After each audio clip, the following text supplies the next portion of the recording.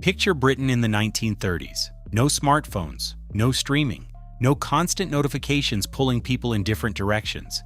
And yet, somehow, millions of people across the country would pause at almost the exact same minute in almost every household to put the kettle on.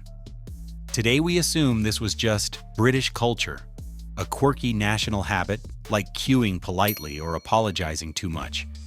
But here's the strange part. This synchronized pause wasn't random, and it wasn't even that old. It was, in a very real sense, manufactured. So why did an entire nation start drinking tea at almost the same time, every single day, with such consistency that visitors from other countries found it almost eerie? Why did millions of strangers, with no way of communicating with each other, somehow agree on the same ritual at the same hour? The answer isn't really about tea. It's about something most people never connect to it at all: the radio. Here's the twist. In the early 20th century, the BBC became the dominant force shaping daily British life. And it did something nobody had ever experienced before. It gave the entire country a shared, fixed daily schedule. Before radio, time was loose and local. Different towns, different routines, different rhythms. But once families started gathering around the radio set every evening, the BBC's programming schedule effectively became the nation's clock.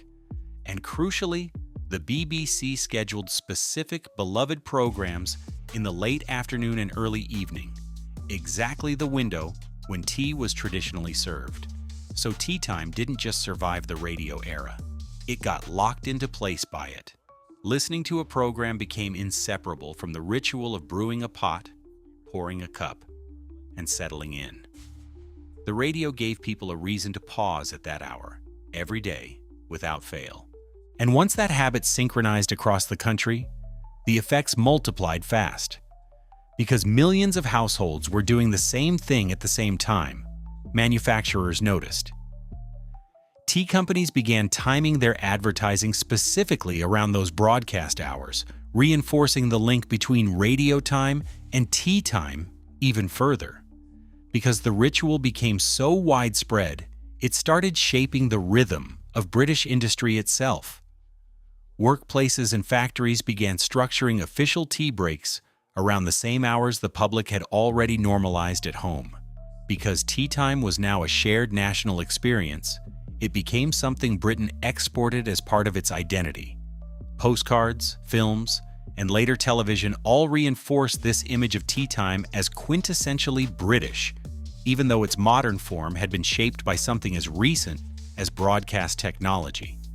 And because radio created the first truly national, synchronized daily routine in British history, tea time became one of the clearest examples of how a piece of technology, not tradition, engineered a cultural habit that felt ancient, a scheduling tool, disguised as a tradition.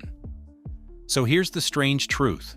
The next time someone tells you that British tea time is a centuries-old tradition passed down through generations, they're only half right. It's modern, almost ritualistic synchronization, the exact hour, the national consistency, wasn't inherited from history. It was built by a radio schedule less than 100 years ago.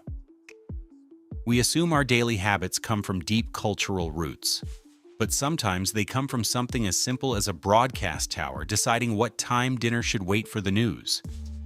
So next time you hear "it's tea time," you might actually be hearing an echo of an old radio cue.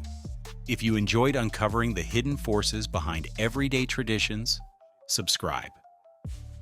Because the most natural habits are often the most engineered.